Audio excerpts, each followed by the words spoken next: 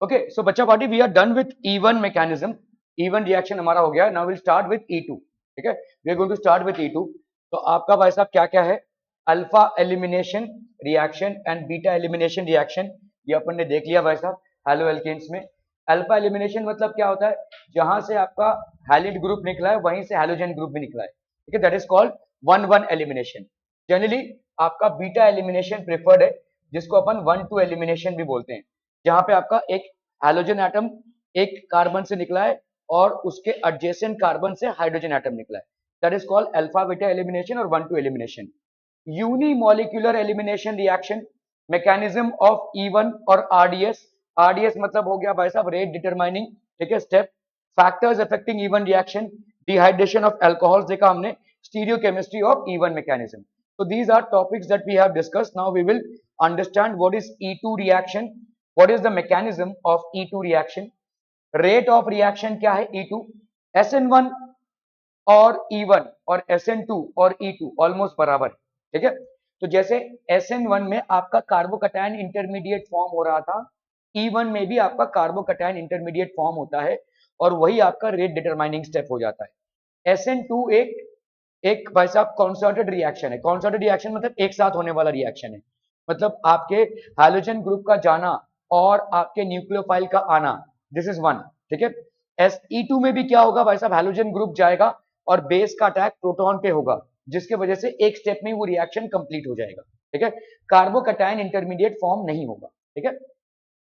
तो rate of reaction in E2 reaction क्या होगा, ये एक बाई मॉलिक्यूलर रिएक्शन है, तो रेट ऑफ रिएक्शन हम देखेंगे ये अल्काइल हैलिड के कॉन्सेंट्रेशन पे भी डिपेंड करेगा और बेस के कॉन्सेंट्रेशन पे भी भाई साहब डिपेंड करेगा। It is going to get impacted by both the factors, ठीक है। Factors affecting dehydrohalogenation, stereochemistry of E2 mechanism, quick recap of E2 recap, फिर हम देखेंगे E1 conjugate base reaction, E1 conjugate base mechanism और फिर conditions of E1CB, ठीक है। So these are the things that we are going to cover, okay. E2 reaction basically होता क्या है, टू ग्रुप्स और atoms depart simultaneously from the adjacent carbon atoms. तो आपके एडजेसेंट कार्बन एटम से दो ग्रुप का डिपार्चर हो रहा है, समझ लो ये वाले कार्बन से हैलोजन का डिपार्चर होगा, तो इसके एडजेसेंट जो कार्बन होगा उससे हाइड्रोजन का डिपार्चर होगा, ठीक है। So this is the alpha carbon and this is the beta carbon, यहां से हाइड्रोजन का डिपार्चर होगा। तो क्या हो जाएगा भाई साहब, इनको बॉन्ड्स कंप्लीट करने के लिए डबल बॉन्ड हो जाएगा भाई साहब, so this will result in an alkene, ठीक है। so when we are basically, ये आपका देखो एक सोडियम इथॉक्साइड है, तो अगर हम इससे आपको ट्रीट करा रहे हैं, सोडियम इथॉक्साइड हो गया या सोडियम मेथॉक्साइड हो गया, इससे अगर हम इसको ट्रीट करा रहे हैं तो ये Cl गया, तो दिस विल फॉर्म NaCl और ये क्या हो जाएगा भाई साहब R, और यहाँ पे हो जाएगा आपका OH, ROH, RO बचता है, ये RO जो बेस है that is going to attack the proton here, ठीक है। यहाँ पे प्रोटॉन क्या है आपका, ऐसा ग्रुप था भाई साहब, ये H है, ये H है, ये RO इस प्रोटॉन को अटैक करेगा, ठीक है, और इसको लेकर जाएगा। तो यहाँ पे भाई साहब क्या हो जाएगा, इस कार्बन के पास भी आपका एक बॉन्ड चला गया है, इस कार्बन का भी एक बॉन्ड चला गया है, so it will result in the formation of N alkene. तो ये हो गया भाई साहब आपका एल्कीन, ठीक है। यहाँ पे हो गया आपका सॉल्ट और यहाँ पे हो गया आपका alcohol. Are B clear, clear on this, okay okay okay. तो टू ग्रुप्स यहाँ पे साइमल्टेनियस डिपार्चर है, ठीक है। Two groups depart simultaneously from adjacent carbon atoms, तो आजू बाजू के कार्बन एटम से दो ग्रुप साइमल्टेनियसली डिपार्ट हो रहे हैं, ठीक है, with a proton being abstracted by a base. तो बेस क्या कर रहा है भाई साहब, प्रोटॉन को एब्स्ट्रैक्ट कर रहा है। The general reaction of E2 is given as this, ठीक है। तो यहाँ पे बेस क्या कर रहा है, प्रोटॉन को एब्स्ट्रैक्ट कर रहा है, लेकर जा रहा है, ठीक है, ओके। लेकिन ये साइमल्टेनियस है। E1 में क्या हो रहा था, पहले आपका हैलिड आयन जाएगा, कार्बोकैटायन बनेगा, अभी बेस एडजेसेंट कार्बन एटम से हाइड्रोजन को उड़ाएगा, ठीक है, एब्स्ट्रैक्ट करेगा। तो that's how the alkene will be formed, okay. The E2 reaction occurs in one concerted step. Concerted reaction है SN2 की तरह, एक ही स्टेप में हो रहा है भाई साहब, ये एक स्टेप में हो जाए, तो इसका कोई रेट डिटरमाइनिंग स्टेप नहीं है। If it would have happened in 2 or 3 multiple steps, then one of the steps would have been a rate determining step. However, since it is happening in one step itself, it is known as a concerted step. It doesn't have a rate determining step, ठीक है, इसका कोई rate determining step नहीं है। In the transition state of the E2 mechanism, the proton is abstracted by the base and the leaving group leaves the substrate. तो leaving group भाई साहब substrate छोड़ रहा है और प्रोटॉन को भी लेकर जा रहा है कौन, बेस, ठीक है। तो यहाँ पे double bond, partial bond create हो जाएगा, एक कार्बन पे एक पार्शियल बॉन्ड डबल बॉन्ड और दूसरे कार्बन पे एक पार्शियल बॉन्ड डबल बॉन्ड, ठीक है। And a partial double bond character is develop, all this happens simultaneously, एक साथ ही होगा, इसीलिए हम इसको क्या बोल रहे हैं, कॉन्सर्टेड रिएक्शन, ठीक है।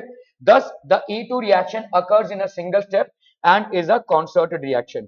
कॉन्सर्टेड रिएक्शन किसको बोल, कॉन्सर्टेड रिएक्शन क्यों बोल रहे हैं हम यहाँ पे, it is the abstraction of a proton by a base, एक बेस एक प्रोटॉन को लेकर भाग रहा है, and the departure of the leaving group that occurs simultaneously, ये दोनों भी भाई साहब आपके साइमल्टेनियसली हो रहे हैं, ठीक है। यहाँ पे भाई साहब ये ब्रोमीन चला गया और बेस ने प्रोटॉन को अटैक किया, तो यहाँ पे भाई साहब एक पार्शियल डबल बॉन्ड कैरेक्टर और यहाँ पे आपका एक पार्शियल डबल बॉन्ड कैरेक्टर और यहाँ पे आपका एक पार्शियल डबल बॉन्ड कैरेक्टर, तो partial double bond character is develop. तो आप देखोगे भाई साहब यहाँ पे क्या हो रहा है, ये बेस ने इसको इसका H लेकर गया और ब्रोमीन भाई साहब चला गया, तो इन दोनों कार्बन के बीच में एक पार्शियल डबल बॉन्ड कैरेक्टर हो रहा है। पार्शियल क्यों बोल रहे हैं, क्योंकि अभी तक ये गया नहीं है पूरा पूरा और ये भी पूरा पूरा गया नहीं है, तो एक पार्शियल डबल बॉन्ड कैरेक्टर, ये ट्रांजिशन स्टेट हो गया। जैसे E1 में हम देख रहे हैं ट्रांजिशन स्टेट क्या है, फॉर्मेशन ऑफ कार्बोकैटायन है, वैसे E2 में this partial double bond character which is developed is the transition state. यहाँ पे बेस ने H को अटैक किया तो इसको लेकर जाएगा और यहाँ पे ब्रोमीन जा रहा है, तो इन दोनों कार्बन के बीच में एक पार्शियल डबल बॉन्ड कैरेक्टर हो गया, partial double bond character is develop, ये हो गया आपका ट्रांजिशन स्टेट, ये हो गया बेस H प्लस ब्रोमीन, तो ये हो गया आपका भाई साहब क्या, this is basically the alkene, this is the alkene. क्या ये समझ में आ रहा है, ठीक है, are we clear to this one, okay okay okay.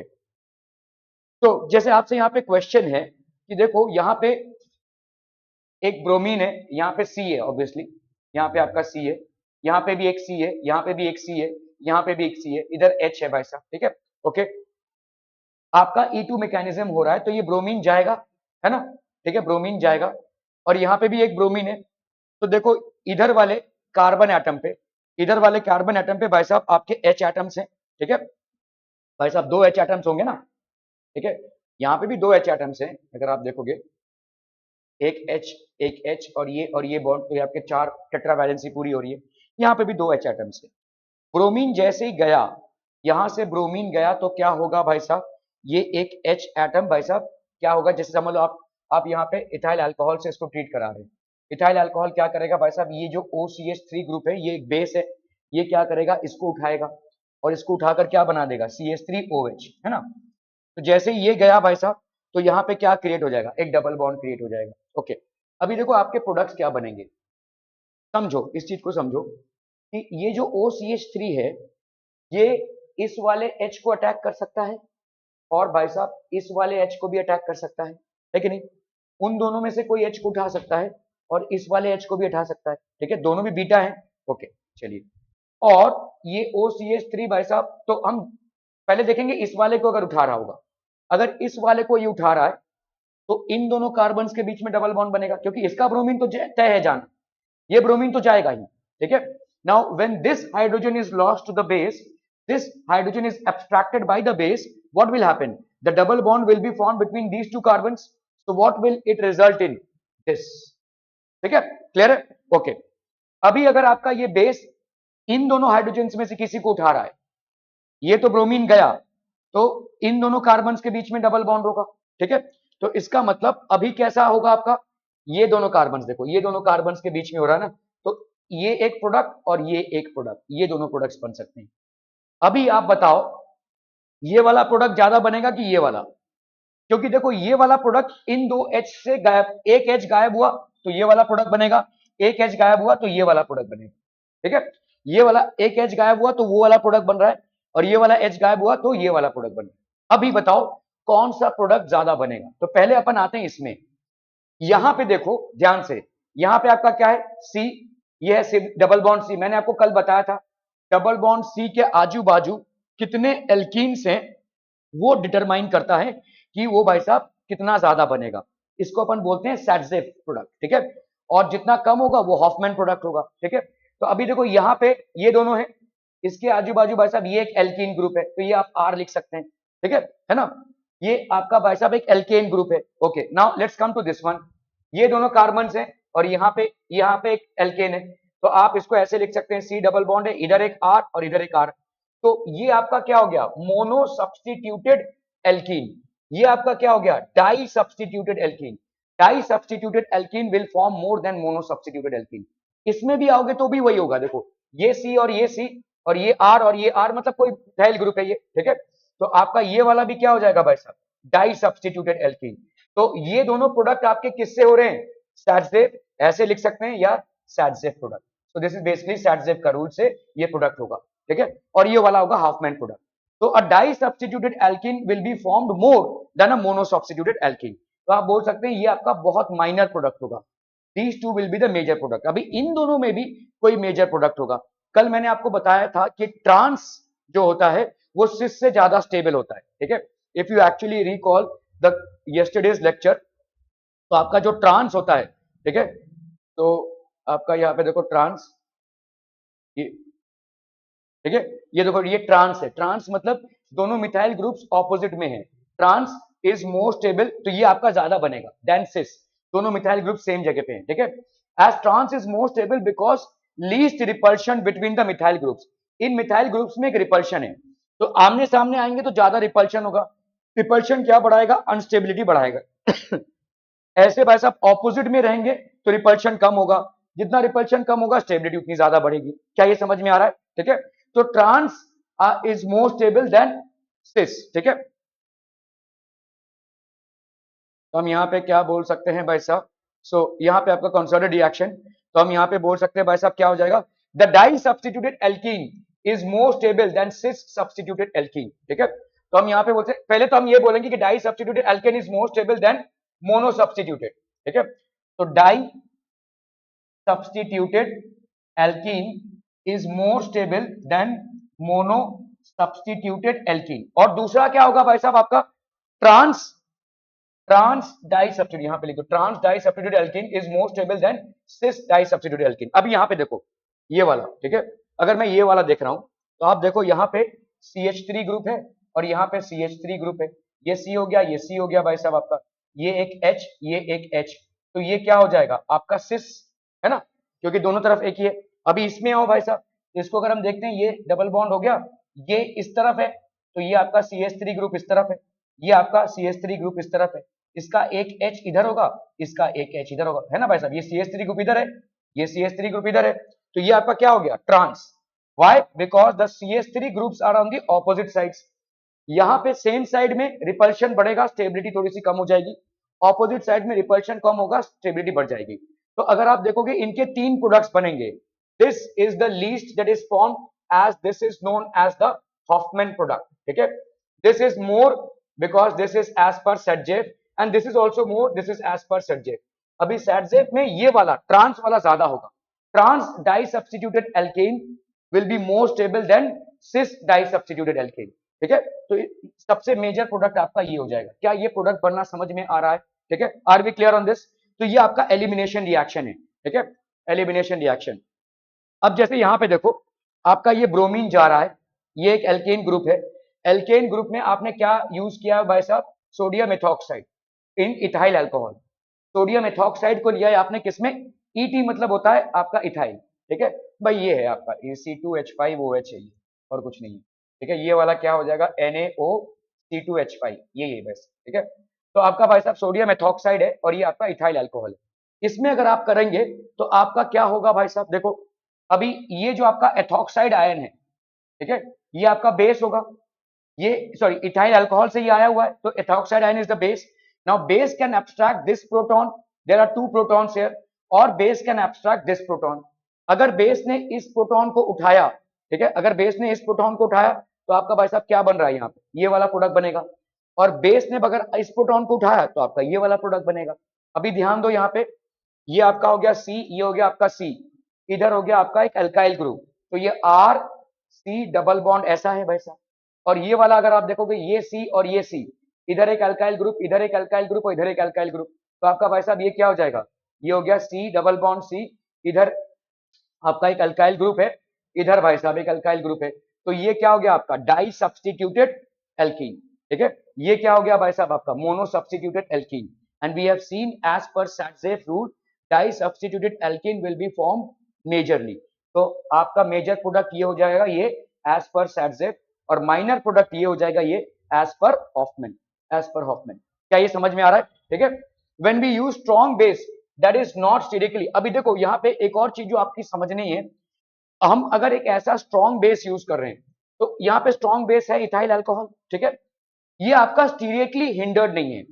अभी यहां तक जो आप कर रहे हैं वो सैडजेफ और हॉफमैन फॉलो हो रहा है, ठीक है, और कोई कंसिडरेशन आप नहीं ले रहे हैं, क्योंकि आपका ये जो इथॉक्साइड आयन है ये इस पे भी अटैक कर सकता है, इस पे भी अटैक कर सकता है, क्योंकि इसमें ज्यादा स्टीरिक हिंड्रेंस नहीं है, ठीक है।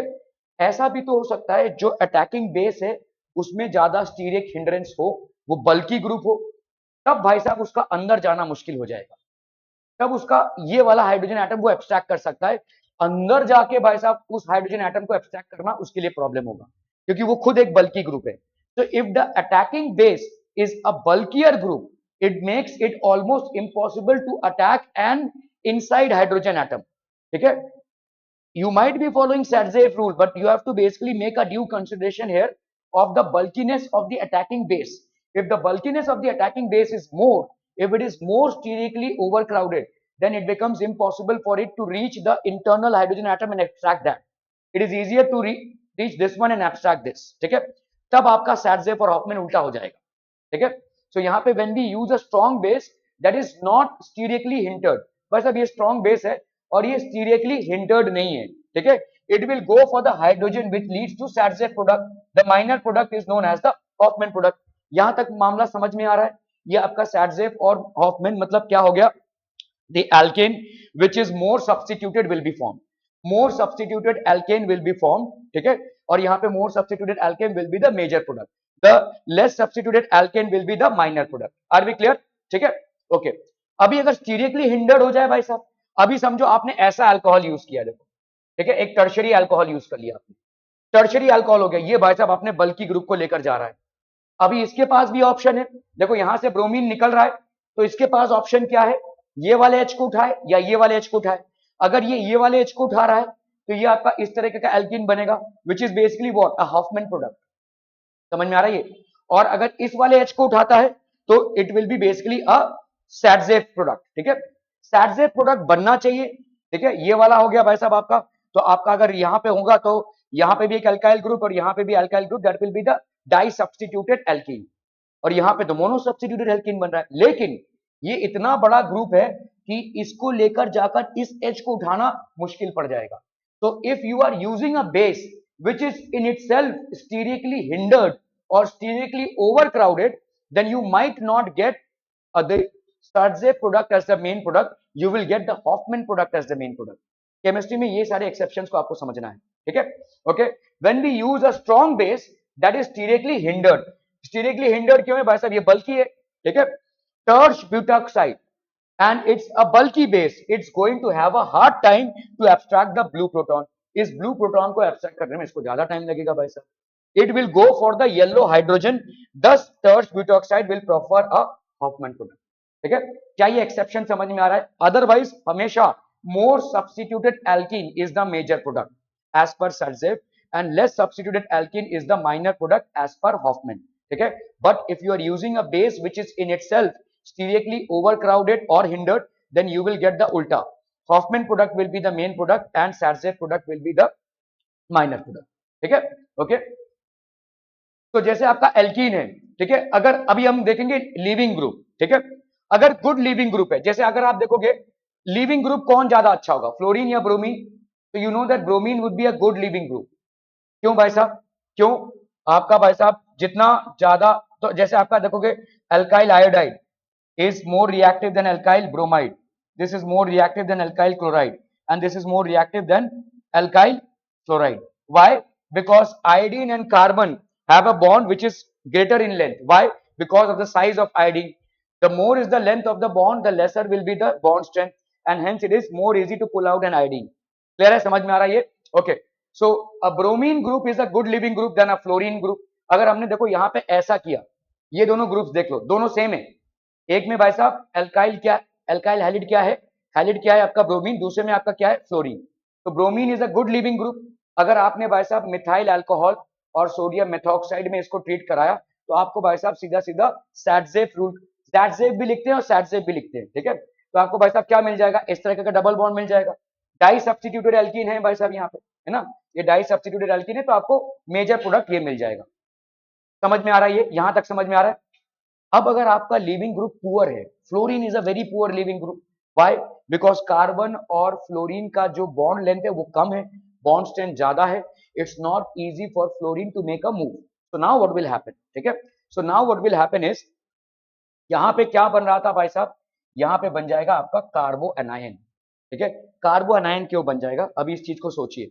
मेथॉक्साइड ग्रुप ने भाई साहब इस पे अटैक किया, किस पे, इस हाइड्रोजन पे, ये हाइड्रोजन को एक्सट्रैक्ट करने की कोशिश करेगा, तो भाई साहब ये वाला डबल बॉन्ड इधर चला जाएगा, है कि नहीं भाई, ये वाला इसने इसको उठा लिया, तो यहाँ पे जो शेयर्ड पेयर ऑफ इलेक्ट्रॉन था ये इसके पास चला जाएगा, और फ्लोरीन तो भाई साहब इलेक्ट्रॉन खींच रहा है, तो ये इसका इलेक्ट्रॉन भी ले लेगा, तो मतलब यहाँ पे क्या हो जाएगा, आपका बन जाएगा carbanion, you will get a कार्बो अनायन, negative charge आ जाएगा इसके मध्य, ठीक है। इसके पहले हमने क्या देखा था, कार्बोकटायन, और कार्बोकटायन में हमने देखा tertiary carbocation is more stable than secondary carbocation, and secondary carbocation is more stable than primary carbocation.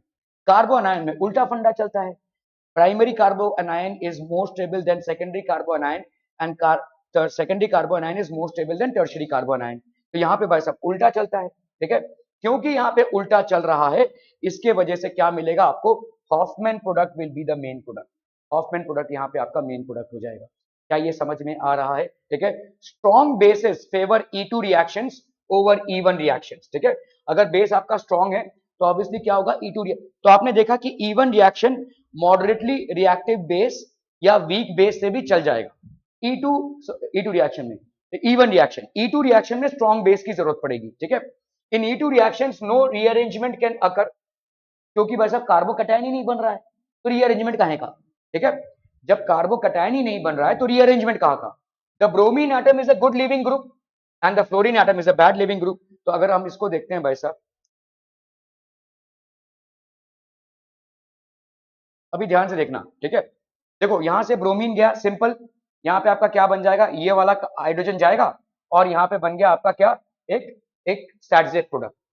यहाँ पे क्या होगा, देखो ये कार्बो अनायन बन गया है, कार्बो अनायन बन गया है, मतलब इस कार्बन के मत्थे नेगेटिव चार्ज है, और ये कौन सा कार्बन अनायन है, कौन सा कार्बन अनायन है, किस डिग्री का कार्बन अनायन है बताए, सेकेंडरी, नहीं, किस तरह, ये वाला एक H है ना, ये एक H है, ये एक H है, और इधर एक फ्लोरीन है, सेकेंडरी, तो ये 2 डिग्री कार्बो अनायन है, 2 डिग्री कार्बो अनायन क्या कोशिश करेगा, 1 डिग्री कार्बो अनायन बनाने की, क्योंकि 1 degree carbo अनायन is more stable, ठीक है, तो अगर 1 डिग्री बनाना है तो कैसे बनाएंगे भाई साहब, ठीक है, इसको भाई साहब इस तरफ ले लेंगे, इसको अगर हमने इस तरफ ले लिया, मतलब आपका यहाँ पे अगर ये चार्ज इधर शिफ्ट हो गया तो ये होगा, ठीक है, और इसी की वजह से आपको हॉफमैन प्रोडक्ट मिल रहा है, ठीक है, that is the reason you are getting Hofmann product, ठीक है। तो हम यहाँ पे बोलेंगे strong bases favour E2 reactions over E1 reactions, ठीक है। The bromine atom is a good leaving group and the fluorine atom is a bad living group. Bad living groups tend to formation of Hofmann product. Good living groups tend to the formation of Sadzef product. ये भी आपको समझना है, ठीक है। तो Hofmann या Sadzef बनेगा बाय जनरल रूल्स, लेकिन अगर आपका अटैकिंग बेस आपका हो गया भाई साहब बल्कि, तो आपको उल्टा हो जाएगा, Hofmann product will be the major product, और अगर आपका leaving group is a poor leaving group then Hofmann product will be the major product, because the intermediate reaction here is the formation of a कार्बो anion, और carbo anion की जो degree है वो 1 degree carbo अनायन is more stable than 2 degree, and 2 degree is more stable than 3 degree. क्या ये समझ में आ रहा है, ठीक है, okay. The rate of the reaction in E2 depends upon the concentration of the substrate and the base. तो rate of the reaction ये concentration और base दोनों पे depend है, concentration of the substrate and that of the base. As the rate of the reaction depends upon the concentration of both the molecules involved, the E2 reaction is a bimolecular reaction. तो E2 reaction किस type का reaction हो जाएगा, bimolecular reaction, because it depends upon both the concentrations, ठीक है। The product formed in this reaction is an alkene. ये जो product बन रहा है यहाँ पे एल्कीन बनेगा, thus the stability of the alkene formed governs the rate of the E2 reaction. कैसे वो एल्कीन बन रहा है, ठीक है, तो di substituted alkene is more formed than a monosubstituted alkene as per Sadzeff and Hoffman, ठीक है। As the number of alpha hydrogens increases, hyperconjugation increases. अब ये hyperconjugation क्या होता है, that is something that we are going to understand. जैसे जैसे alpha hydrogen आपके बढ़ेंगे, हाइपर कंजुगेशन बढ़ेगा, therefore the stability of the alkene also increases, thus the rate of the reaction increases. So we'll understand. ठीक है, देखो अभी समझो, पहले हम समझ रहे इंडक्टिव इफेक्ट क्या है। ठीक है, तो इंडक्टिव इफेक्ट किससे आता है? मिथाइल ग्रुप से आता है। लेट्स से ये कार्बोकटायन बनाए, ठीक है, कार्बोकटायन बनाए, हम बोलते हैं ना भाई साहब 3 degree carbocation is more stable than 2 degree carbocation, 2 degree carbocation is more stable then 1, तो ऐसा हम बोल रहे हैं ना भाई साहब। ठीक है, तो ये क्यों हो रहा है? 1 डिग्री ज्यादा मिथाइल ग्रुप है ना, 3 degree carbocation is more stable than 2 degree carbocation, 2 degree carbocation is more stable than 1 degree carbocation, and 1 degree carbocation is more stable than the methyl, ठीक है, carbocation. Why? Because यहाँ पे 3 methyl groups का inductive effect आ रहा है, negative, तो ये positive को रिड्यूस कर रहा है। जैसा भी आपका अरेंजमेंट होगा, अगर चार्ज की वैल्यू रिड्यूस होगी तो स्टेबिलिटी बढ़ेगी। The lesser is the value of charge the more will be the stability. ठीक है, तो यहाँ पे भाई साहब चार्ज की वैल्यू लेसर होगी तो ये ज्यादा स्टेबल होगा, ये इससे ज्यादा स्टेबल होगा, ये and so on and so forth. तो inductive effect is the reason for stabilising. यहाँ पे inductive effect, the more are the methyl groups the more will be the effect of stabilising. क्या ये समझ में आ रहा है? This is the reason a 3 degree carbocation is more stable than a 2 degree carbocation, and a 2 degree carbocation is more stable than a 1 degree carbocation, and that is more stable than a methyl carbocation. Are we clear on this? Okay, okay. अभी hyper conjugation को समझ लो क्या हो रहा है भाई साहब। यहाँ पे क्या हो रहा है समझो, ये आपका एक कार्बन है और ये कार्बोकटायन हो गया है, इसने अपना एल्काइल हैलिड खो दिया है जिसकी वजह से ये कार्बोकटायन हो गया है। अभी बाजू के कार्बन में एक हाइड्रोजन है, और कार्बन और हाइड्रोजन में किस टाइप का बॉन्ड है? सिग्मा बॉन्ड है। सिग्मा बॉन्ड कैसे होता है? ओवरलैप, हेड ऑन ओवरलैप है भाई साहब। ठीक है, ओके, तो ये हेड ऑन ओवरलैपिंग हुई है, लेकिन ये वाला जो है ये इसके साथ साइडवेज ओवरलैप थोड़ा बहुत दिखाएगा, और इसी को अपन बोलते हैं हाइपर कॉन्जुगेशन। और ये साइडवेज ओवरलैप क्या करेगा? इसको स्टेबिलिटी देगा। तो जितने आपके अल्फा हाइड्रोजन्स होंगे उतनी ज्यादा स्टेबिलिटी बढ़ेगी। ठीक है, तो sigma bond of the CH, ये आपका सिग्मा बॉन्ड है, this is basically the sigma bond of the CH can overlap with the MTP orbital. ये आपका MTP ऑर्बिटल है, क्यों? क्योंकि इसका इलेक्ट्रॉन कौन लेकर भाग गया है? The electron withdrawing group of the halogen. ठीक है, तो ये MTP ऑर्बिटल है, तो इसको भाई साहब स्टेबलाइज करेगा, और इसी को अपन क्या बोलते हैं? Hyper conjugation. यही जो आप पढ़ रहे थे इसी का एक्सप्लेनेशन है। ठीक है, तो as the number of alpha hydrogens increases, ठीक है, हाइपर कॉन्जुगेशन इंक्रीज होगा। जितना अल्फा हाइड्रोजन आपका इंक्रीज होगा हाइपर कॉन्जुगेशन भी बढ़ेगा, thus the stability of the alkene also increases, और स्टेबिलिटी एल्कीन का बढ़ जाएगा। ठीक है, क्या ये समझ में आ रहा है? Hyper conjugation effect. Okay, the OH group creates more stability. अभी समझ लो यहाँ पे आपका एक CH3 है, ये आपका क्या दिख रहा है? Tertiary carbocation. अभी OH ग्रुप है भाई साहब, ठीक है, ये OH ग्रुप क्या करेगा भाई साहब? इसको अटैक करेगा। ठीक है, तो जैसे ही OH ग्रुप, अभी समझ लो ये CH3 है और यहाँ पे भाई साहब OH है, OH ग्रुप ज्यादा स्टेबल क्यों हो जाएगा? जैसे ही OH ग्रुप भाई साहब इधर आएगा तो आपका देखो ऐसे बॉन्ड बन जाएगा, डबल बॉन्ड। अभी देखो ध्यान से देखो, ये जो कार्बन है, यहाँ पे जो कार्बन था इसका ऑक्टेट कंप्लीट नहीं था, क्यों नहीं था भाई साहब? इसका एक इलेक्ट्रॉन लेकर भाग गया है। अभी यहाँ पे जो कार्बन है, क्या उसका ऑक्टेट कंप्लीट हो रहा है? 2 3 4 टेट्रावैलेंसी कंप्लीट हो रही, तो मतलब ऑक्टेट कंप्लीट हो रहा है। ऑक्सीजन का देख लो, एक लोन पेयर है, ठीक है, प्लस भाई साहब ये 2 चार्ज है, और ये इसका भी ऑक्टेट भाई साहब कंप्लीट हो रहा है।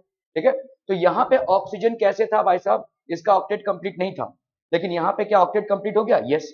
तो भाई साहब ये हाइड्रोक्साइड आयन में जो ऑक्सीजन है उसका भी ऑक्टेट कंप्लीट हो गया, क्योंकि इसने क्या किया? एक लोन पेयर को इधर डोनेट कर दिया। इस लोन पेयर को जैसे इधर डोनेट किया, यहाँ पे कार्बोकटायन था तो इस कार्बन के साथ 2 डबल बॉन्ड बन गए, लेकिन इन दोनों बॉन्ड्स में दोनों भी इलेक्ट्रॉन्स किससे आ रहे हैं? ऑक्सीजन से आ रहे हैं। ठीक है, यहाँ पे कार्बन कार्बन यहाँ पे खुद ही भिखारी है भाई साहब, वो कार्बोकटायन बना बैठा है, क्यों? क्योंकि उसका इलेक्ट्रॉन लेकर कोई भाग गया है। ठीक है, सो यहाँ पे दोनों भी इलेक्ट्रॉन्स किससे आ रहे हैं? ऑक्सीजन से। तो ये हो गया भाई साहब आपका। ठीक है, तो this is more stable. Why? Because the octet of both oxygen and carbon is completed. The OH group creates more stability due to the lone pair of electrons present in the carbon. OH groups creates more stability. ठीक है, to create a resonance effect. यहाँ पे भाई साहब resonance effect आएगा। ठीक है, However, oxygen being more electronegative has a tendency. देखो ऑक्सीजन की क्या टेंडेंसी है? इलेक्ट्रॉन्स अपनी तरफ खींचे, लेकिन यहाँ पे वो देख रहा है भाई साहब कि अगर मैंने इसको 2 इलेक्ट्रॉन्स दे दिए तो वो भी स्टेबल हो जाएगा, मैं भी स्टेबल हो जाऊंगा। ठीक है, अगर एक्चुअली में ऑक्सीजन की इलेक्ट्रोनेगेटिविटी ज्यादा है, तो ये इलेक्ट्रॉन्स को अपनी तरफ और खींचेगा, लेकिन भिखारी से वो क्या ही लेगा। ठीक है, ठीक है, तो electron towards itself creating a more stable. तो अगर ऑक्सीजन, आप ऐसा सोचोगे कि भाई साहब ये तो इलेक्ट्रोनेगेटिव है, अगर ये इधर आएगा तो इसका भी इलेक्ट्रॉन ले लेगा, ठीक है, तो इसको और अनस्टेबल बना देगा, यहाँ पे और ज्यादा चार्ज की मात्रा बढ़ जाएगी, लेकिन ऐसा नहीं होगा। OH ग्रुप जैसे ही आएगा भाई साहब ये इसको स्टेबलाइज कर देगा। ठीक है, so this is due to the resonance effect, इसको अपन बोलेंगे रेजोनेंस इफेक्ट। तो हमने यहाँ पे तीन इफेक्ट्स को देखा। एक है आपका भाई साहब inductive effect, which is created by the methyl groups, and hence a tertiary carbocation is more stable than a secondary carbocation is more stable than a primary, and primary is more stable than a methyl carbocation। ठीक है, दूसरा हमने देखा भाई साहब hyper conjugation, the more number of hydrogen atoms you have around the carbon which has lost its halide ion, the more will be the hyper conjugation and stability acquired। ठीक है, इसी तरह से अगर आप देखोगे OH ग्रुप, OH ग्रुप को देखकर लगता है कि ये इसका इलेक्ट्रॉन भी खींच लेगा, लेकिन OH ग्रुप ने यहाँ पे क्या कर दिया, इसको और स्टेबलाइज कर दिया ड्यू टू रेजोनेंस इफेक्ट। ठीक है, so these are certain effects which are basically taken into consideration. Stability of alkenes, अभी देखो CH2 है और CH2 है, no alpha hydrogens are present, therefore alkene is the least stable. यहाँ पे आप देखोगे जितना अल्फा हाइड्रोजन प्रेजेंट होगा, अल्फा हाइड्रोजन मतलब कार्बन कार्बन डबल बॉन्ड के आजू बाजू के हाइड्रोजन्स। ठीक है, तो कार्बन कार्बन डबल बॉन्ड के आजू बाजू के हाइड्रोजन को हम अल्फा हाइड्रोजन बोलते हैं।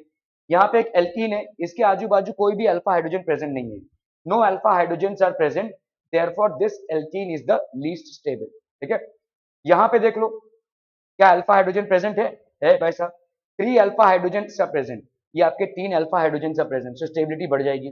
जितना ज्यादा आपका अल्फा हाइड्रोजन बढ़ेगा उतना स्टेबिलिटी एल्कीन्स की बढ़ेगी, जितनी ज्यादा एल्कीन्स की स्टेबिलिटी बढ़ेगी उतना उनका ईज ऑफ फॉर्मेशन होगा। ठीक है, उतनी जल्दी वो बनेंगे। यहाँ पे देख लो भाई साहब, यहाँ पे 3 अल्फा हाइड्रोजन, यहाँ पे 3, तो 6 अल्फा हाइड्रोजन सब प्रेजेंट, 6 अल्फा हाइड्रोजन सब present, therefore this alkene is the most stable.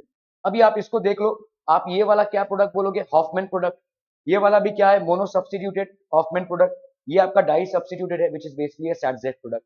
यहां से आ रहा है स्टैटजेफ और हॉफमैन का, ठीक है, कॉन्सेप्ट। स्टैटजेफ और हॉफमैन तो रूल है, लेकिन रूल का कॉन्सेप्ट क्या है, जितने अल्फा हाइड्रोजन होंगे उतना आपका हाइपर कॉन्जुगेशन बढ़ेगा, और हाइपर कॉन्जुगेशन स्टेबिलिटी देगा। ठीक है, क्लियर है, okay. So the order of stabilities of some of the alkenes, तो आप देखो यहाँ पे ये वाला स्टेबिलिटी आपका बढ़ता जाएगा, this alkene is more stable then this one, and this is more stable then this one. जितना ज्यादा एल्कीन्स के आजू बाजू सब्स्टिट्यूशन होगा या अल्फा हाइड्रोजन बढ़ेंगे, उतना ज्यादा उसका स्टेबिलिटी बढ़ जाएगा। Are we clear, okay okay okay, ठीक है। सो फैक्टर्स अफेक्टिंग E2 रिएक्शन, इसको जरा लिख लीजिए भाई साहब फटाफट से। नेचर ऑफ अल्काइल हैलिड्स, आप लोग कोई भी लिख नहीं रहा है, इतना सब कुछ माइंड में रहेगा।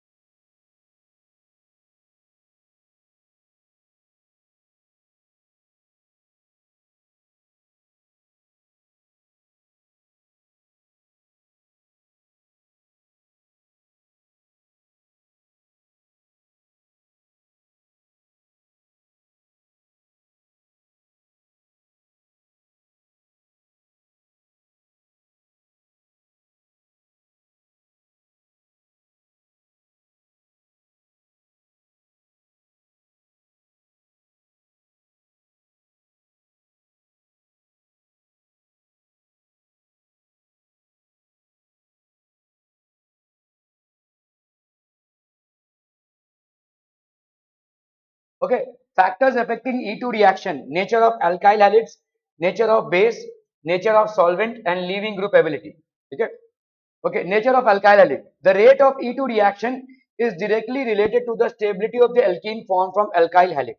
Okay, so rate of E2 reaction is directly correlated to the stability of the alkene formed from the alkyl halide. ठीक है, कितना स्टेबल होगा ये एल्कीन, ठीक है, और ये एल्कीन की स्टेबिलिटी कैसे हो जाएगी भाई साहब, मोनो सब्स्टिट्यूटेड, डाई सब्स्टिट्यूटेड, ये सब हम देखेंगे. ओके, तो tertiary alkyl halide is more stable than secondary, and secondary alkyl halide is more stable than primary alkyl हैलिड.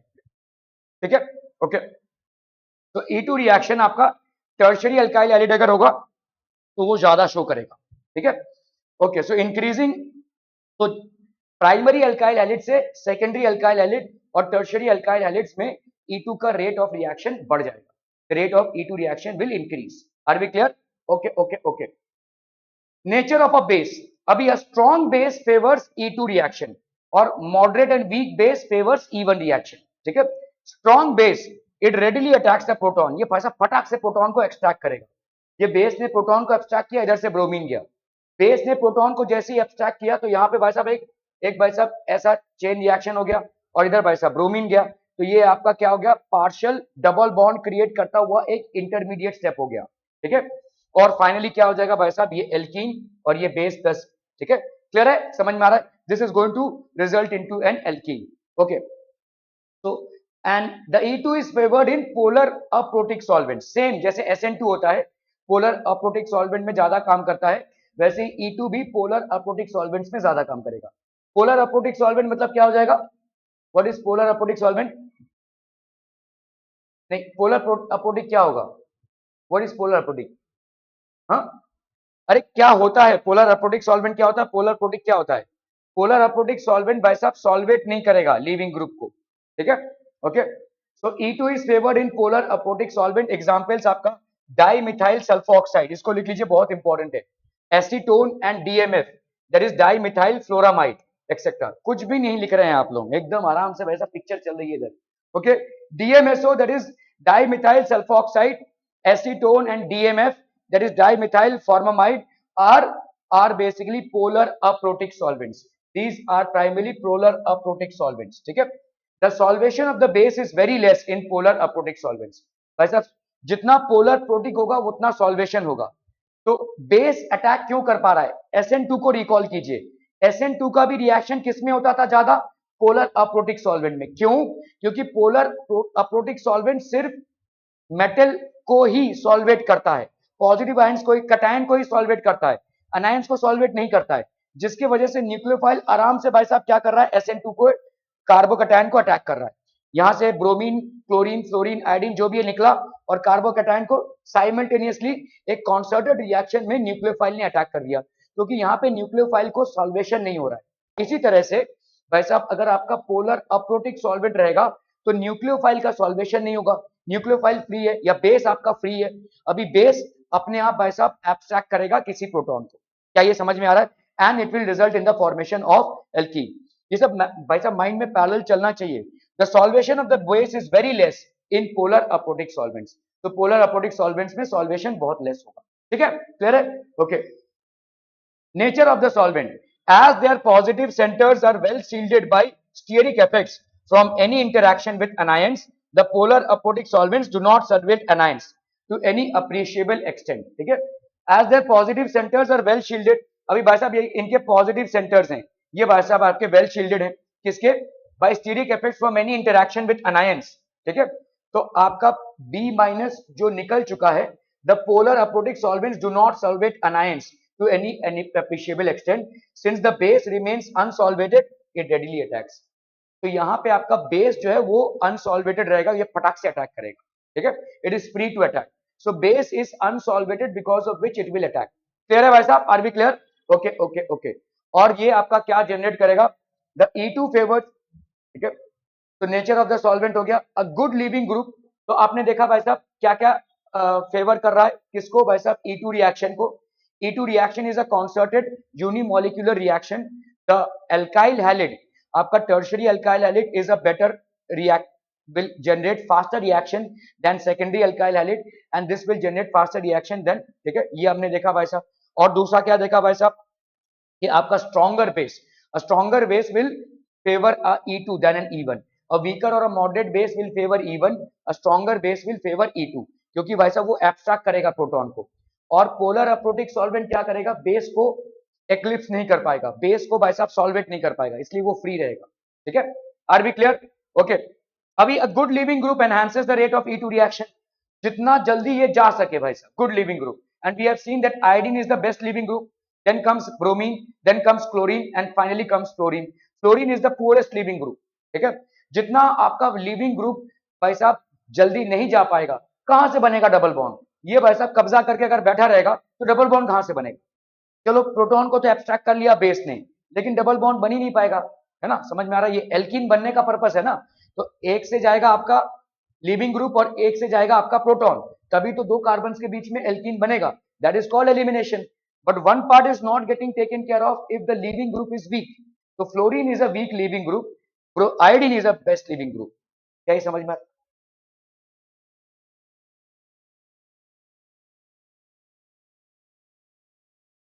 हाँ, कौन सा? क्या ये?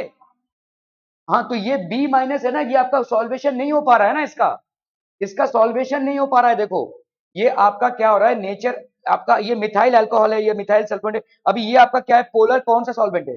पोलर अप्रोटिक सॉल्वेंट है। ये इसको सॉल्वेट नहीं कर पा रहा है, ये दिखा है, ये सॉल्वेशन घिर रहा है ये, लेकिन सॉल्वेशन नहीं हो पा रहा है इसका, क्योंकि देखो यहाँ पे प्लस है। ये आपका देखो, ये आपका कौन सा सॉल्वेट है? देखो ये हो गया आपका डाई मिथाइल सल्फोनेट, आपने अभी भी पढ़ा ना, डीएमएसओ। ठीक है, ये डीएमएसओ क्या है? Di methyl sulpho oxide. ठीक है, अभी पढ़ते हैं इसको। ठीक है, अभी समझिए, ये आपका बेस है। आपको लग रहा है ये घिर चुका है, लेकिन ये घिरा नहीं है। घिरना मतलब क्या होता है? देखो जैसे ये Cl माइनस है, ठीक है, अभी ये अगर समझ लो पोलर प्रोटिक सॉल्वेंट है, तो ये पोलर प्रोटिक में आपका क्या है, H delta plus, H delta plus, ये हो गया आपका O। तो भाई साहब ये क्या कर रहा है भाई साहब, इसको घेर रहा है, H delta plus, H delta plus, और ये हो गया O। तो ये सब पॉजिटिव से घिर जा रहा है। यहाँ पे क्या हो रहा है देखो ध्यान से, सल्फर आपका पॉजिटिव है, ये इसको घेरने की कोशिश करेगा, लेकिन यहाँ पे नेगेटिव है ना, ये इधर इसका इंपैक्ट चला जाएगा। समझ में आ रहा है? ये इसको सॉल्वेट नहीं कर पाएगा, इसका इंपैक्ट ही नहीं रहेगा, इसके पॉजिटिव चार्ज का इंपैक्ट ही नहीं रहेगा, क्योंकि ऑक्सीजन इज मोर इलेक्ट्रोनेगेटिव। तो इसके पॉजिटिव चार्ज का इंपैक्ट रहेगा तभी तो सॉल्वेशन हो पाएगा। सामने वाले पॉजिटिव चार्ज का इंपैक्ट ही नहीं रहेगा तो कैसे सॉल्वेशन हो पाएगा? समझ में आ रहा है ये? अभी H2O देख लो भाई साहब, H2O, ये H2O में क्या हो रहा है, O दोनों का इलेक्ट्रॉन को पुल कर रहा है, इलेक्ट्रोनेगेटिविटी इसकी ज्यादा है, तो इसकी पॉजिटिव चार्ज इंटैक्ट रहेगी, यहाँ पे इसका नेगेटिव चार्ज इंटैक्ट रहेगा। समझ में आ रहा है? यहाँ पे इस पॉजिटिव चार्ज को मेंटेन ही नहीं कर पाएगा क्योंकि O पुल कर रहा है इसको, तो इसका पॉजिटिव चार्ज डाइल्यूट हो जाएगा। Sulphur and oxygen belong to the same group, ठीक है, यहाँ पे डबल बॉन्ड है, ठीक है, इसीलिए भाई साहब ये एक स्ट्रॉन्ग पॉजिटिव चार्ज होकर इसके सामने नहीं आ रहा है। ऑल्दो इसको घेर रहा होगा, लेकिन इसका इफेक्ट नहीं हो पाएगा, ये इसको रोक नहीं पाएगा, ये निकल जाएगा। हाइड्रोजन कौन? हाइड्रोजन का कैसे सॉल्वेशन होगा? हाइड्रोजन, हाँ, कौन सा हाइड्रोजन? बेस हाइड्रोजन को अटैक कर रहा है और हाइड्रोजन को लेकर जा रहा है, तो बेस के साथ ऑलरेडी BH ये कंपाउंड बन चुका है, सॉल्वेशन का कोई मामला ही नहीं आ रहा है ना। देखो यहां पे समझ लो CH3OH है, ठीक है, CH3OH है, तो ये क्या बन रहा है, CH3O और H, ठीक है, ये CH3O माइनस क्या करेगा भाई साहब, बेस को अटैक करेगा, उसका H उठा लेगा, बन गया, ये सॉल्वेशन का कोई मामला ही नहीं है, ये तो पहली कंपाउंड बन गया। बेस हाइड्रोजन के साथ अटैक करके ये कंपाउंड बना ले रहा है, तो hydrogen is not available, solvation तो दूर का मामला है, हाइड्रोजन अवेलेबल ही नहीं है। यहाँ पे जो बेस है, तो जैसे ही बेस आपका नेगेटिव होगा तभी तो वो प्रोटॉन को उठाएगा, प्रोटॉन को उठाएगा, लेकिन बेस आपका सॉल्वेशन नहीं हो रहा है, बेस का कंप्लीट सॉल्वेशन नहीं हो पा रहा है डीएमएसओ में या एसीटोन में, ठीक है, इन सब कंपाउंड्स में जो पोलर अप्रोटिक सॉल्वेंट्स हैं, डीएमएफ हो गया, इन सब में भाई साहब बेस का सॉल्वेशन नहीं हो पा रहा है, इसीलिए तो वो फ्री है हाइड्रोजन को एब्स्ट्रैक्ट करने के लिए, वो फ्री है ना, ठीक है, दैट इज द रीजन। ये घिर रहा है लेकिन इसका कोई इंपैक्ट नहीं हो रहा है, गिरने का कोई इंपैक्ट नहीं हो रहा है, it is free, it is free to move, ठीक है, यहाँ पे सॉल्वेशन नहीं हो पा रहा है। देखो the polar aprotic solvents do not solvate anions, या बेस आपका अनायन है, ये अनायन को सॉल्वेट नहीं कर पा रहा है। क्या ये समझ में आ रहा है? ठीक है, तो फ्री है भाई साहब, वो आराम से अटैक करेगा भाई साहब हाइड्रोजन को, उधर उठाएगा भाई साहब। क्या ये समझ में आ रहा है? Okay okay okay. Leaving group, तो लिविंग ग्रुप हो गया भाई साहब, जितना स्ट्रॉन्ग लिविंग ग्रुप होगा उतना जल्दी एल्कीन बनेगा। ओके, जैसे यहां पे अगर आप देखोगे लिविंग ग्रुप, ये एबिलिटी दी हुई है। अभी यहाँ पे देखो क्या है, फ्लोरीन, आपका लिविंग ग्रुप यहाँ पे क्या है, फ्लोरीन। फ्लोरीन यहाँ से लीव हुआ, रिलेटिव रेट आपका सिर्फ 1 है। यहाँ पे देखो क्लोरीन लीव हुआ है, रिलेटिव रेट कितना हो गया, 70 है। यहाँ पे ब्रोमीन लीव हुआ है, रिलेटिव रेट 4.2 इंटू 10⁻³ हो गया। आयोडीन लीव हुआ है, 2.7 इंटू 10⁻⁴ हो गया है। समझिए इसका कितना हो गया भाई साहब, 2.7 into 10⁻⁴, so that will B 1 2 3। इसका कितना हो गया, 4200, इसका 70, इसका 1। Look at this, this is 27,000 times more reactive than an alkyl halide with fluorine as the leaving group। ठीक है, एन अल्काइल हैलिड देखो सेम है सब, वही PH2 CH2 CH2 P CH2 CH2 PH phenyl, वही सब सेम ग्रुप है।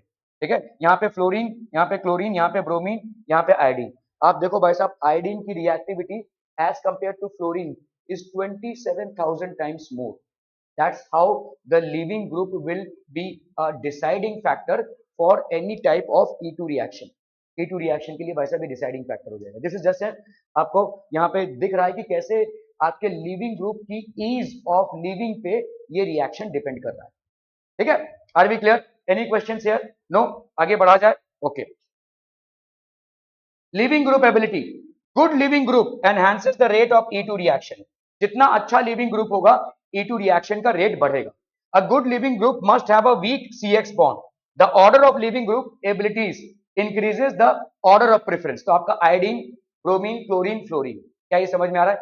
Iodine is much more reactive than bromine, bromine is much more reactive than chlorine, chlorine is much more reactive than fluorine. ठीक है, so the increasing order of preference of alkyl halides क्या हो जाएगा भाई साहब? Alkyl halides में भी आपका alkyl iodide will be more reactive then alkyl bromide, alkyl bromide will be more reactive then alkyl chloride, and this will be more reactive than alkyl chloride। Are we clear to this? क्या ये समझ में आ रहा है? बहुत बढ़िया भाई साहब, बहुत बढ़िया। ठीक है, जैसे यहाँ पे आपको क्वेश्चन है, which one of the following gives the fastest reaction with ethyl alcohol or ethoxide? Ethyl alcohol से आपको एथॉक्साइड आयन ही मिलेगा एज अ बेस। ठीक है, ओके, आपका देखो यहाँ पे ब्रोमीन है, ठीक है, यहाँ पे ब्रोमीन है, यहाँ पे ब्रोमीन है और यहाँ पे ब्रोमीन है। ठीक है, तो ये आपका भाई साहब इथाइल अल्कोहल क्या है, एक स्ट्रॉन्ग बेस है। स्ट्रॉन्ग बेस की टेंडेंसी किस में होगी, E1 या E2? E2 में होगा। ठीक है, वीक या मॉडरेट बेस E1 फेवर करेगा। Okay, thus an elimination occurs by E2 mechanism, और E2 मैकेनिज्म में आपका कॉन्सर्टेड रिएक्शन है, लिविंग ग्रुप जाएगा और भाई साहब बेस अपना प्रोटॉन उठाएगा, दोनों एक साथ होंगे। Okay, generally the rate of an E2 reaction is directly related to the degree of the alkyl halide. ठीक है, तो degree of the alkyl halide, does the degree of the alkyl halide plays a key role.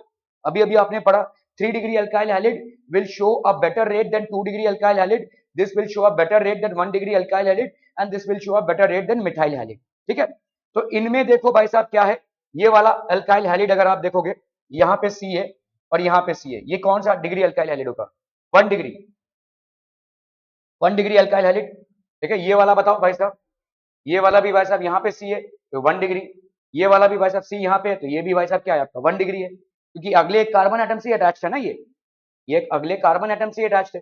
यहाँ पे देखो भाई साहब ये क्या हो जाएगा, 3 डिग्री है। ठीक है, दिस इज 3 डिग्री, तो सबसे ज्यादा इसका होगा भाई साहब as compare to alkyl halides.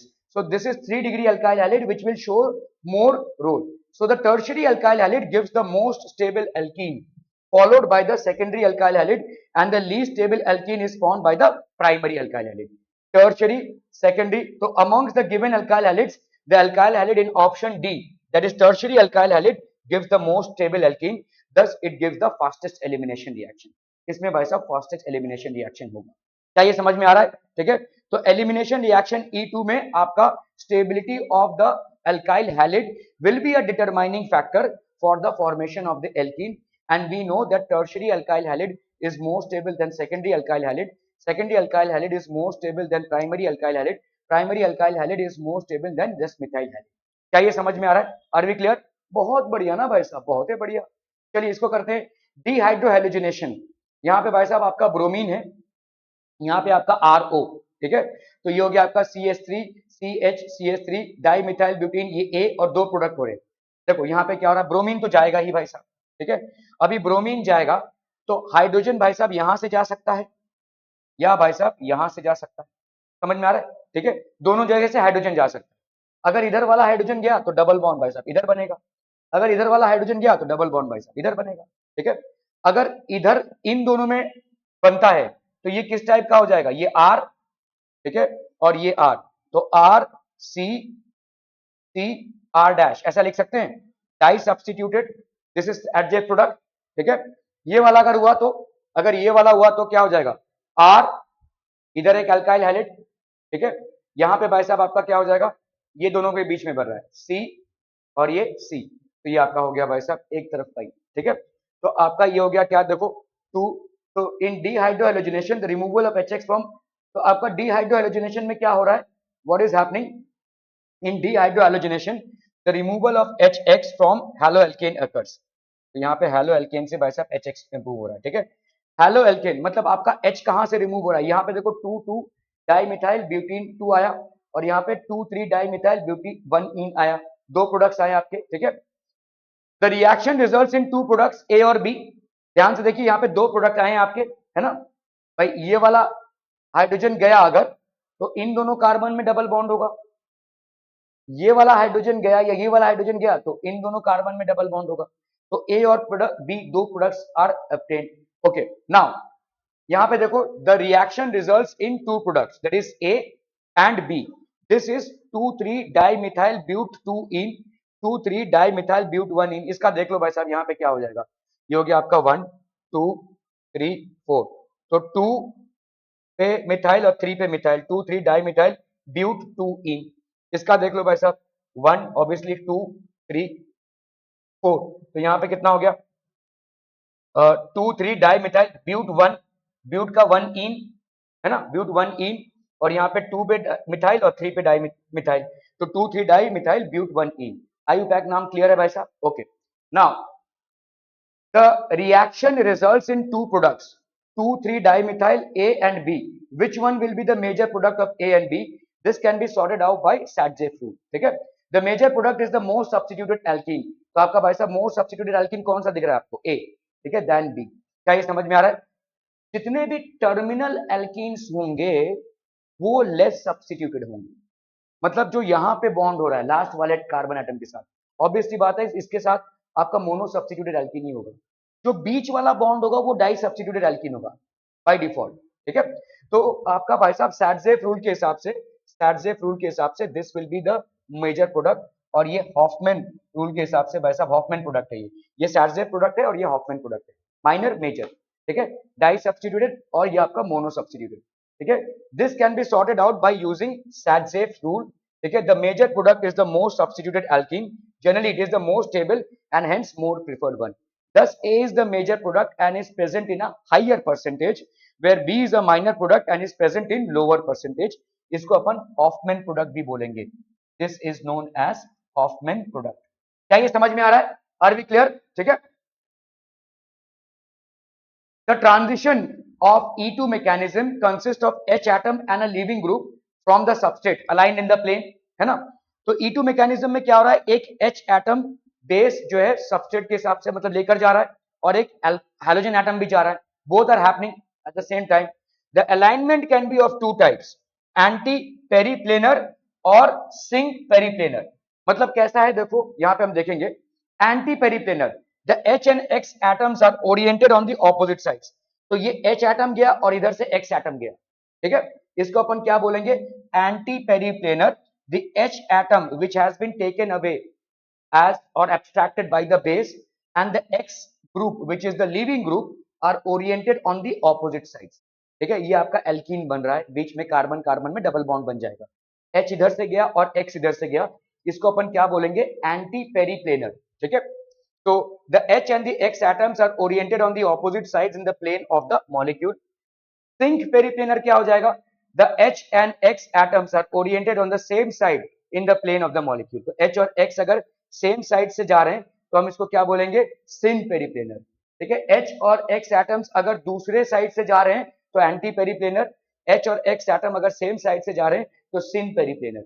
Are we clear on this one? Okay.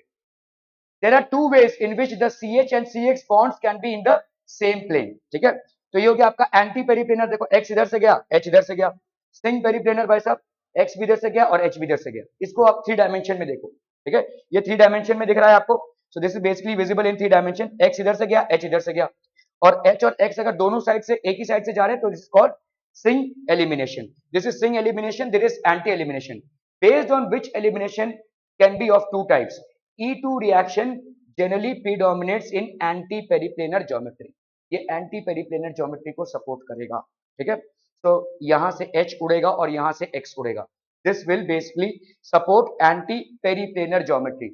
There are two ways in which the CX and the C bonds can be in the same plane. So this is anti-periplanar geometry. क्या ये समझ में आ रहा है? Are we clear? Okay. The E2 reaction occurs predominantly in anti-periplanar geometry. The base removes the proton from the alkyl halide that is oriented anti to the leaving group. ठीक है, अभी देखो जैसे यहाँ पे समझो इस चीज को. ठीक है, ये CCl है, बीच में है. ठीक है, इसका तो जाना तय है, लेकिन ये जो बेस है वो इसके हाइड्रोजन को उठा सकता है, इसके हाइड्रोजन को उठा सकता है और इसके हाइड्रोजन को भी उठा सकता है. तो बेस कौन से हाइड्रोजन को उठाएगा? जो इस क्लोरीन के ऑपोजिट में लोकेटेड हो. समझ में आ रहा है? ये जो इस क्लोरीन के ऑपोजिट में लोकेटेड हो. ठीक है, सो बेस कौन से हाइड्रोजन को उठाएगा? इस वाले हाइड्रोजन को एब्स्ट्रैक्ट करेगा. This will basically abstract that hydrogen. ठीक है, तो यहाँ पे बन गया भाई साहब आपका CC डबल बॉन्ड. ठीक है, क्लियर है? सो द E2 रिएक्शन, क्योंकि इसका तो जाना तय है, इसका तो कोई मतलब नहीं, ये तो जाएगा ही. ठीक है, लिविंग ग्रुप है ये, antiperiplanar. The base remove the proton. ठीक है, तो आप इसको ऐसे देखो, ये ऐसे देखो इसको ऐसे. ठीक है, ये Cl आपकी तरफ है. ठीक है, ये आपका C और C है, तो आपका ये C है, H है, तो आपका ये वाला H या ये वाला H एंटी पेरिप्लेनर है, यहां से कोई जाएगा. ठीक है, सो जैसे ही जाएगा तो भाई साहब आपका डबल बॉन्ड बन जाएगा. ठीक है, तो and the leaving group leaves all in a concerted step. Thus E2 elimination is a kind of anti elimination. आप बोलेंगे भाई साहब ये वाले का H क्यों नहीं गया? क्योंकि अगर ये वाले का H जाता तो टर्मिनल हो जाता था, तो फिर हॉफमैन प्रोडक्ट बन जाता था. यहाँ पे सैडसेफ प्रोडक्ट बन रहा है. ठीक है, okay. Let's understand the anti elimination with an example. समझ लो भाई साहब यहाँ पे एथॉक्साइड आयन है which will basically abstract a proton. ठीक है, दिस इज एथॉक्साइड आयन, ये बेस है भाई साहब, ये प्रोटॉन को एब्स्ट्रैक्ट करेगा. यहाँ से ब्रोमीन गया तो ये गया, ये इधर आया भाई साहब, डबल बॉन्ड इधर आ जाएगा, इसका इलेक्ट्रॉन और इसका इलेक्ट्रॉन भाई साहब ये लेकर गया. ठीक है, so what is happening here? You are getting basically यहाँ पे इन दोनों के बीच में डबल बॉन्ड हो गया, इन दोनों के बीच में डबल बॉन्ड हो गया. ये CH3 ग्रुप इधर है भाई साहब, ये वाला CH3 ग्रुप ध्यान से देखो इधर है, ये वाला कार्बन और ये वाला कार्बन, मतलब ये वाला कार्बन है और ये वाला कार्बन है. ठीक है, तो ये कार्बन और ये कार्बन के बीच में डबल बॉन्ड CH3 और ये वाला CH3 ग्रुप तो इधर है. ठीक है, क्लियर है? ये H जा चुका, ये आपको प्रोडक्ट मिल रहा है. ठीक है, let's understand the anti elimination. तो ये आपका हो गया एंटी एलिमिनेशन. कैसे एंटी एलिमिनेशन? क्योंकि ये वाला H गया है और ये वाला ब्रोमीन गया है, ये वाला H नहीं जाएगा. समझ में आ रहा है? क्योंकि ये वाला H और ये वाला ब्रोमीन सेम है, ये सिंग एलिमिनेशन हो जाएगा. ठीक है, this will B preferring an anti elimination, इसलिए ये वाला H गया है. देखो फिर से देखो, इसको ठीक से समझो. बेस के पास दोनों भी ऑप्शन है, इसको अटैक करने का या इसको अटैक करने का, लेकिन बेस जनरली जो एंटी है उसको अटैक करेगा, क्योंकि ये लीविंग ग्रुप है, इसका एक नेगेटिव चार्ज रहेगा, बेस का नेगेटिव चार्ज इससे रिपल्स होगा. So it is going to attack or abstract a proton which is on the other side of the bromine or the halide leaving group. ठीक है, तो ये हो गया आपका anti elimination with an example. Are we clear? Clear? ठीक है, इस तरीके का प्रोडक्ट बनेगा. So the order of reactivities of halides towards dehydrohalogenation reaction. तो यहाँ पे भाई साहब देखोगे RF, क्या ये होगा? नो, ये तो रॉन्ग हो गया, क्योंकि alkyl iodide is the most reactive. alkyl iodide bromide chloride fluoride, क्या ये सही है? This is correct. ठीक है, दिस इज रॉन्ग, क्योंकि इसके बाद ब्रोमीन आएगा. ठीक है, RF, no this is wrong, RF is obviously not the one. ठीक है, the dehydrohalogenation is a type of E2 reaction.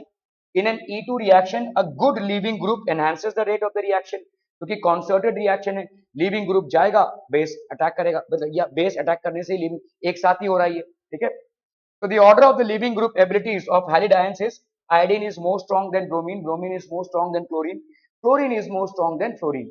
So therefore the order of reactivities of halides towards the dehydrohalogenation reaction is given as Alkyl iodide is more stronger than alkyl bromide. This is more stronger than alkyl chloride, and this is more stronger than alkyl fluoride. Are we clear? समझ में आ रहा है भाई साहब ये? So hence option B is the correct answer. क्लियरम बहुत बढ़िया. Okay. 2-bromopentane is heated with potassium ethoxide. देखो जैसे ही आप हीट दे रहे हैं तो आपका भाई साहब एलिमिनेशन होगा. SN1 और E1 दोनों एक साथ चलेंगे, ठीक है, लेकिन आपका जैसे ही आप हीट दे देंगे तो it will prefer elimination than this, ठीक है. With potassium ethoxide in ethanol, तो पोटेशियम भाई साहब एथॉक्साइड है, ठीक है, पोटेशियम एथॉक्साइड इन इथेनॉल, तो आपका भाई साहब क्या हो जाएगा? A strong base potassium ethoxide in ethanol is used, so it follows the E2 mechanism. E2 mechanism होगा. In an E2 mechanism, the more substituted alkane, that is SATZ product is preferred. तो आपका देखो, so when 2-bromopentane, आपका 2-bromopentane है, आपका bromopentane C C C C C 5 हो गया pentane. यहाँ पे भाई साहब आपका ब्रोमीन है, ठीक है, मैं H नहीं लगा रहा हूँ. ये आपका 2-bromopentane है, is heated with potassium ethoxide in ethanol. तो E2 ETOH है और पोटेशियम एथॉक्साइड है के ETO माइनस, ये हो गया आपका पोटेशियम एथॉक्साइड, ठीक है. ओके, सो ये हो गया आपका potassium ethoxide. Okay, this is basically the base, ठीक है. So here a strong base, that is potassium ethoxide in ethanol is used, so it follows the E2 mechanism. In an E2 mechanism, the more substituted alkane, that is SATZ product is formed. आपका यहाँ पे देखो क्या हो जाएगा, ये bromine जाएगा, अभी ये ब्रोमीन जाएगा तो एडजेसेंट वाले कार्बन एटम से हाइड्रोजन जाएगा, तो या तो ये वाला हाइड्रोजन जाएगा या तो ये वाला हाइड्रोजन जाएगा. अगर ये वाला हाइड्रोजन गया तो डबल बॉन्ड यहाँ पे आएगा, which will give you what, a Hofmann product, ठीक है. अगर ये वाला हाइड्रोजन गया तो डबल बॉन्ड यहाँ पे आएगा, which will give you what, a SATZ product. तो SATZ प्रोडक्ट का नाम क्या हो जाएगा बोलो, ठीक है. यहाँ पे आपका OCH3 आ गया, एथॉक्सी पेंटेन, तो OC2H5, आई एम सॉरी, ठीक है, OC2H5 इधर आ जाएगा, ठीक है. तो किस पोजीशन पे आ रहा है देखो, यहाँ पे आपका, तो 1 2 3 4 5 है ना, तो आपका 2 नहीं 3 एथॉक्सीपेटेन होगा ना. In E2 mechanism, the more substituted alkane is preferred.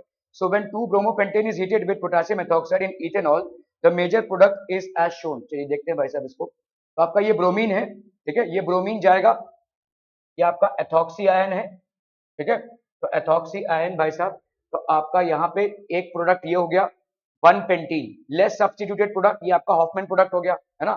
क्यों हुआ ये, यहाँ से H गया है तो इन दोनों कार्बन के बीच में डबल बॉन्ड हो गया, so what you are getting is a Hofmann product. और दूसरा क्या होगा भाई साहब यहाँ पे, ये दैट इज 2-pentein, ठीक है, मोर substituted, this is the SATZ product. तो 2 1 2 3 4 5, तो ये क्या हो जाएगा, pent2ene भी बोल सकते हैं हम इसको, pent2ene भी बोल सकते हैं या 2-pentein भी बोल सकते हैं, ठीक है. So this is the more substituted product as per SATZ. तो यहाँ पे आपका क्या हो जाएगा भाई साहब, 2-pentein, pent1ene ट्रांस 2-pentein है भाई साहब. ओके, तो pentene 2 the more substitute product, ये तो ज्यादा बनेगा SATZ के हिसाब से. अभी देखो इसका स्ट्रक्चर देख लो, ठीक है. तो यहाँ पे CH2 CH3, ये CC डबल बॉन्ड है, CH3H और ये H, ये एक प्रोडक्ट बन रहा है. तो आपका देखो यहाँ पे ये एक प्रोडक्ट बन रहा है, ठीक है. यहाँ पे देखो एल्काइल ग्रुप और एल्काइल ग्रुप सामने सामने, तो ये क्या हो जाएगा, सिस, ठीक है. यहाँ पे एल्काइल ग्रुप और एल्काइल ग्रुप ऑपोजिट में, तो ये क्या हो जाएगा, ट्रांस. ये ट्रांस 2-pentein है, ये सिस 2-pentein है, तो मेजर प्रोडक्ट आपका हमेशा ट्रांस होता है. Trans di substituted alkene is the major product.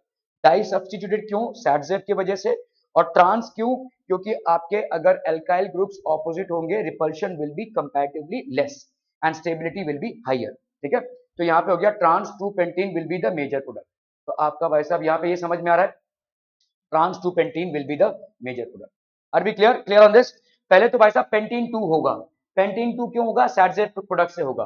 और यहाँ पे ट्रांस पेंटीन 2 क्यों होगा, because trans is more stable than cis, ठीक है.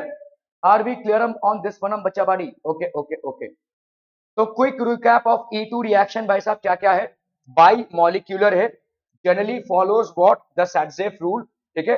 ये एक सिंगल स्टेप का प्रोसेस है, ट्रांजिशन स्टेट है. एल्काइल हैलाइड की एक्टिविटी क्या है, 3 degree is more stable than 2 degree, 2 degree is more stable than 1 degree. Polar aprotic solvent है और क्या है आपका स्ट्रॉन्ग बेस है, it is basically a strong base. ये सारे जो है आपके E2 रिएक्शन के फैसिलिटेटर्स हैं, ठीक है, these are the quick recall. Okay, अभी हम आते हैं भाई साहब E1 that is conjugate base reaction. First the proton is abstracted from the conjugate base, proton को एब्स्ट्रैक्ट किया, then the leaving group leaves the substrate to form an alkene, ठीक है। General reaction, in the given reaction F is a weak leaving group, therefore initially a carboanion। तो आपने देखा E1 reaction जो है, हमने कल इसको डिस्कस किया था, E1 रिएक्शन 2 स्टेप वाला रिएक्शन है। पहले कार्बोकैटायन फॉर्म होगा by the leaving group halide and then the base will abstract the proton. So आपका रेट डिटरमाइनिंग स्टेप कौन सा हो गया, carbocation. E2 reaction is a concerted reaction which happens simultaneously with the attack of the abstraction of the proton by the base and the leaving of the leaving group, ठीक है। और E3 जो reaction है E1CB, उसमें भाई साहब कार्बो अनायन form होगा। तो फटाफट से आपके माइंड में कन्वर्जन चलना चाहिए कि कार्बोकैटायन जब फॉर्म होता है, tertiary carbocation is more stable than secondary carbocation, secondary carbocation is more stable than primary carbocation and primary carbocation is more stable than methyl carbocation। तो ये order of reactivity हो जाएगी।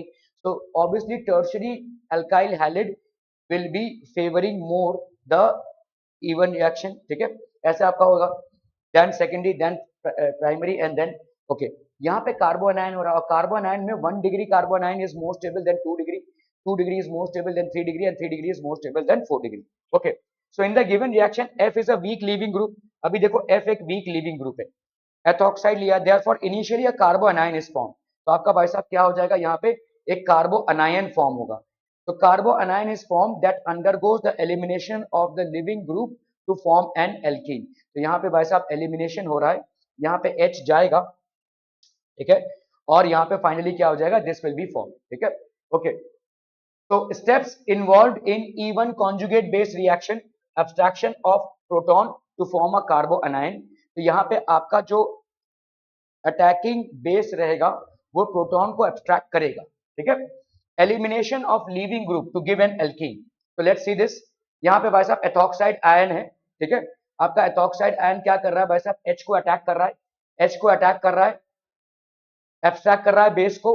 तो इसके इलेक्ट्रॉन्स कहां पे मूव होंगे, यहाँ पे बेस चला गया, यहाँ पे भाई साहब इलेक्ट्रॉन्स अगर मूव हो गए तो ये क्या बन जाएगा, कार्बो एनायन बन जाएगा। क्या ये समझ में आ रहा है, कार्बो एनायन बन जाएगा।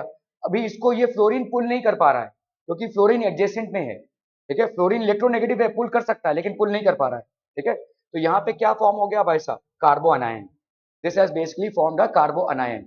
Here fluorine is the leaving group और ये एक वीक लीविंग ग्रुप है। होना क्या चाहिए, ओ भाई साहब इलेक्ट्रॉन आ गया, लो भाई साहब खींचो उसको और भागो, लेकिन ये भाग ही नहीं सकता, ये लिविंग ग्रुप पुअर है। तो यहाँ पे दो केसेस बन रहे हैं, एक तो ये है कि भाई साहब बेस ने एब्स्ट्रैक्ट प्रोटॉन को अटैक कर दिया है, ले गया, इलेक्ट्रॉन आ गया कार्बन के पास। आइडियली क्या होना चाहिए, कार्बन के पास से इलेक्ट्रॉन फ्लोरीन को लेकर भागना चाहिए, लेकिन फ्लोरीन एक पुअर लिविंग ग्रुप है। तो आप धीरे धीरे कंडीशंस को फाइल अप कीजिए। अगर E1 कॉन्जुगेट बेस का रिएक्शन है, it will B favoured bye poor leaving groups. अगर पुअर लिविंग ग्रुप्स है, they will show N E1 conjugate base reaction, ठीक है, समझ में आ रहा है ये। F1 is the leaving group, it is a weak leaving group. An electron withdrawing group should be present at the beta position। ये आपका भाई साहब अल्फा कार्बन, अगर मान लिया हमने ये H है तो ये बीटा पोजीशन पे एक स्ट्रॉन्ग लिविंग ग्रुप प्रेजेंट होना चाहिए। अगर स्ट्रॉन्ग लिविंग ग्रुप प्रेजेंट होता तो ये इलेक्ट्रॉन लेकर चंपत होता और कार्बन के बीच में डबल बॉन्ड बन के एल्कीन बन जाता, लेकिन ऐसा नहीं हो पा रहा है, फ्लोरीन नहीं जा पा रहा है, इलेक्ट्रॉन्स भाई साहब अभी इसके मत्थे आ गए, इसके मत्थे आ गए, तो ये क्या हो गया भाई साहब, कार्बो अनायन हो गया है। और कार्बो अनायन अपने आप में अनस्टेबल होता है, ठीक है। तो द कार्बो अनायन इज रेजोनेंस स्टेबलाइज्ड, ये अपने आप स्टेबल नहीं हो पाएगा, ये रेजोनेंस स्टेबलाइजेशन अंडरगो करेगा। रेजोनेंस स्टेबलाइजेशन कैसे, अभी देखो ये नेगेटिव चार्ज भाई साहब इधर आएगा, अभी इधर आने के बाद या तो इसके मत्थे जा सकता है या तो इसके मत्थे, तो ये नेगेटिव चार्ज अगर इस ऑक्सीजन के मत्थे गया तो ये माइनस हो गया और ये भाई साहब प्लस हो जाएगा। तो रेजोनेंस मतलब आपका क्या है, ये डबल बॉन्ड अगर आप देखोगे यहाँ पे शिफ्ट हो गया, this double bond has shifted here, why, because it has donated it's electrons here, this electron. तो आप जैसे यहाँ पे इसका इलेक्ट्रॉन मिल गया, समझ में आ रहा है, ये वाला इलेक्ट्रॉन जो इसके मत्थे था इसने इसको डोनेट किया, मतलब अभी नाइट्रोजन और कार्बन में पहले क्या था, सिंगल बॉन्ड था, अभी क्या हो जाएगा, डबल बॉन्ड, इसने, क्योंकि इसने एक इलेक्ट्रॉन डोनेट किया है। ठीक है, डबल बॉन्ड हो जाएगा। अगर डबल बॉन्ड हो जाएगा तो ये वाला इलेक्ट्रॉन इसके मत्थे चढ़ जाएगा, ये जो शेयर्ड इलेक्ट्रॉन था ये इसके मत्थे चढ़ जाएगा, तो O क्या हो जाएगा, नेगेटिव। ठीक है, तो अगर आप देखोगे यहाँ पे क्या हो रहा है, ये डबल बॉन्ड का इधर शिफ्टिंग हो रहा है। तो डबल बॉन्ड जैसे ही एक मॉलिक्यूल में शिफ्ट होता है तो उस मॉलिक्यूल की स्टेबिलिटी ड्यू टू रेजोनेंस बढ़ जाती है। ठीक है, तो यहाँ पे रेजोनेंस स्टेबिलाईजेशन ऑफ कार्बो एनायन हो रहा है। कार्बो एनायन अपने आप में अनस्टेबल होगा तो वो अपनी स्टेबिलिटी के बारे में सोचेगा, और यहाँ पे आपका रेजोनेंस स्टेबिलाईजेशन हो रहा है। ठीक है, आर वी क्लियर? ओके, तो रिमूवल ऑफ लीविंग ग्रुप, अब क्या हो जाएगा भाई साहब, ये कार्बो एनायन हो गया, रेजोनेंस स्टेबलाइज हो गया। अब भाई साहब क्या हो जाएगा, the reaction proceeds to the conjugate base of the starting material. ठीक है, conjugate base, therefore it is known as the unimolecular. तो अब भाई साहब क्या होगा, भाई ये जाएगा और ये बनेगा। ठीक है, this is known as unimolecular elimination via conjugate base. तो इसके कॉन्जुगेट बेस से ये प्रोसीड करेगा। ठीक है, कॉन्जुगेट बेस से प्रोसीड करेगा, that is HF। Conditions for even CB, substrate and leaving group. ठीक है, the substrate should contain a good electron withdrawing group at the beta carbon। अभी इसमें आप ध्यान से देखो, यहाँ पे ये बीटा कार्बन है, इस पे NO2 ग्रुप है और ये एक अच्छा लीविंग ग्रुप है, this is a good leaving group. तो एक वीक लीविंग ग्रुप है और उसके साथ साथ ही एक गुड लीविंग ग्रुप है। ठीक है, एक गुड लीविंग ग्रुप है, तो इसीलिए रेजोनेंस क्रिएट हो रहा है। ठीक है, तो substrate should contain a good electron withdrawing group. ये आपका लीविंग ग्रुप नहीं है लेकिन इलेक्ट्रॉन विड्रॉइंग ग्रुप है, इलेक्ट्रॉन को अपनी तरफ खींचेगा। ठीक है, क्योंकि आपका जो कार्बन है वो नेगेटिव हो चुका है, तो इलेक्ट्रॉन को, कार्बो अनायन इज नेगेटिव और नेगेटिव कार्बो अनायन इज अनस्टेबल, तो इस इलेक्ट्रॉन को कार्बन के मत्थे से ये जो NO2 ग्रुप है ये अपनी तरफ खींचेगा। It is a group electron withdrawing group, ये आपका EWG है। इलेक्ट्रॉन लीविंग ग्रुप होता है LG और ये आपका EWG। ठीक है, electron withdrawing group. The substrate should contain a good electron withdrawing group at the beta carbon. ठीक है, जैसे आपका NO2 हो गया, फिनाइल हो गया। ठीक है, जो रेजोनेंस स्टेबिलिटी दे सकते हैं। NO2 आपको भाई साहब रेजोनेंस स्टेबिलिटी दे सकता है क्योंकि दोनों भी O में आपका ये घूम सकता है। ठीक है, तो डबल बॉन्ड N और O के बीच में भी हो सकता है और N और C के बीच में भी हो सकता है, तो डबल बॉन्ड भाई साहब शिफ्टिंग हो सकती है। और बेंजीन या फिनाइल ग्रुप तो भाई साहब रेजोनेंस स्टैब्लिश होता ही है। ठीक है, okay, leaving group, the leaving group present should be a poor leaving group. तो दोनों कंडीशंस होने चाहिए, इलेक्ट्रॉन विड्रॉइंग ग्रुप जो है तो स्ट्रॉन्ग होना चाहिए in the molecule, and leaving group should be a poor leaving group, and this is going to favour an even CB। ठीक है, तो एलिमिनेशन CB इसको फेवर करेगा। ठीक है, और एलिमिनेशन CB में इंटरमीडिएट प्रोडक्ट क्या है आपका, कार्बो एनायन। ठीक है, कार्बो अनायन is the intermediate product that is formed. So if we use good leaving groups, then the reaction will proceed by E2 mechanism। अगर आपका भाई साहब गुड लीविंग ग्रुप आपने यूज कर दिया तो E2 में जैसा होता है एक स्टेप का रिएक्शन वैसा रिएक्शन होगा। क्लियर है, आर वी क्लियर? इसको लिख लीजिए भाई साहब, इंपॉर्टेंट है, सबस्ट्रेट E1 का क्या रिएक्शन है E2 का।